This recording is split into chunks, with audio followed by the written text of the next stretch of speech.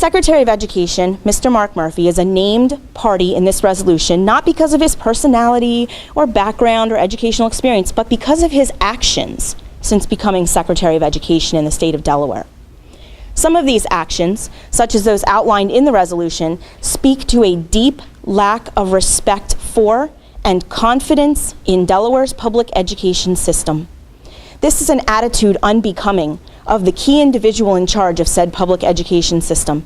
We, the members of the Christina and Red Clay Education Associations, stand in solidarity against policies that do not benefit the public education system of Delaware.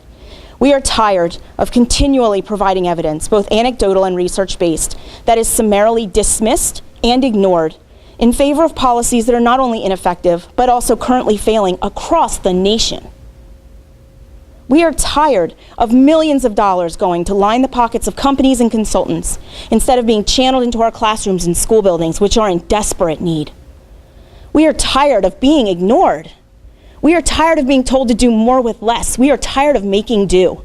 We are tired of working our hardest and being told if we only worked a little bit harder, everything would be better. We are tired of being told we are failing our students when most of us would give the shirts off our backs for these kids. And we know we aren't failing them. The system is, your system. The major impetus was the Governor and Department of Education's Priority Schools initiatives. Many of the teachers, educators, families, parents in our buildings that were labeled priority schools immediately had a reaction to this news. They didn't quite know what to expect, but they realized the stakes were so high and that their schools could potentially be dismantled based on nothing more than a test score. Teachers, we are not necessarily known for our activism. We like to work in our classrooms, we like to work with our students, we like to get our job done and go home to our own families. We are not the fists in the air union types that so many of our union brothers and sisters are.